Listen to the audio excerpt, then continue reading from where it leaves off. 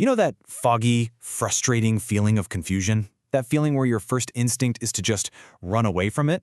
Well, what if that feeling wasn't an obstacle at all, but actually a doorway to something else?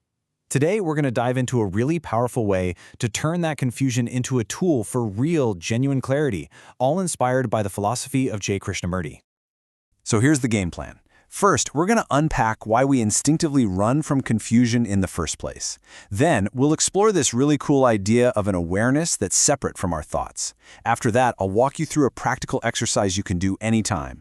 We'll even look at the science of how this stuff actually rewires your brain. And finally, we'll see how confusion can become a catalyst for growth in your everyday life.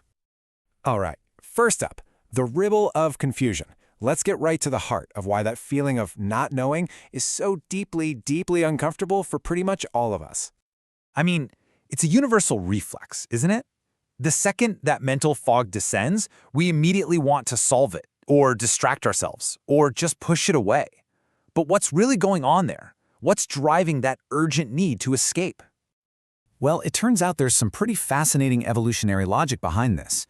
For our ancestors out on the savannah, uncertainty wasn't some abstract problem. It could literally mean a predator was hiding in the bushes. So our nervous system developed a very simple life-saving rule. When in doubt, get moving. Fear, fight, flight, anything is better than just standing there confused. And that ancient wiring, yeah, it's still running the show today. Now, to understand the alternative to running, we need to grab this key concept from Krishnamurti, the content of consciousness. Just think of your mind as this wide-open field. Everything that appears in that field, every single memory, every random thought, every sensation in your body, every belief you hold, is simply content. And this leads to a really crucial shift in perspective. From this viewpoint, confusion isn't some special, scary problem that needs to be solved immediately. Nope, it's just more content. It's a mix of thoughts, like, I don't get this, and physical feelings, like tension in your forehead. It's not an enemy. It's just another bunch of stuff appearing in the field of your mind, ready to be noticed. Okay, so if confusion is just content, how in the world do you observe it without getting totally swept away? Well, that brings us to our second big idea, finding an awareness that exists outside the stream of all that content. All right, this is a profound and honestly a kind of tricky idea, so stick with me.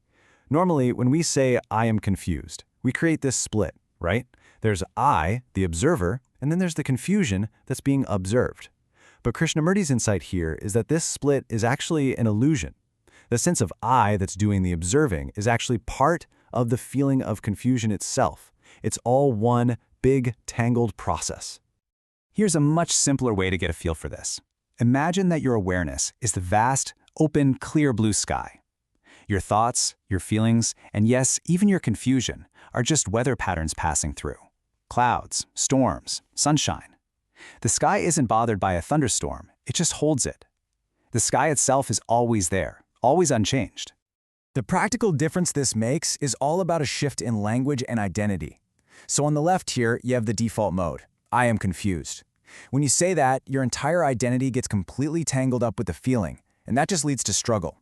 But look at the right, a tiny but powerful shift. There is awareness of confusion. All of a sudden, you're not the feeling. You are the space, the awareness in which the feeling appears. And that doesn't lead to a fight, it leads to quiet observation. Okay, this is all great in theory, right? But how do we actually do it? Let's get super practical with a simple exercise you can try literally anytime you feel that fog of confusion rolling in. All right, let's walk through this together. First, just pause. You don't need a special cushion or anything, just stop what you're doing. Second, acknowledge what's here. Using that very careful language, a sense of confusion is here. Third, drop your attention right into your body. Where does this feeling actually live? Is it a tightness in your jaw, a knot in your stomach? Just feel the raw sensation.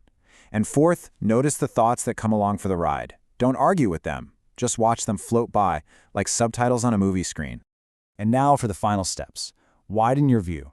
Become aware of the awareness itself, that silent background space that's holding all these thoughts and sensations. Then, for just a moment, rest in that seeing. Remind yourself that the awareness isn't confused, only the content is. And finally, just let it all go.